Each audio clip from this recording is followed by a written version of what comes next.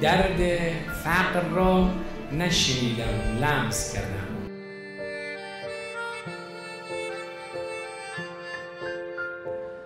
ما به عهدمون با شما مردم وفاداریم.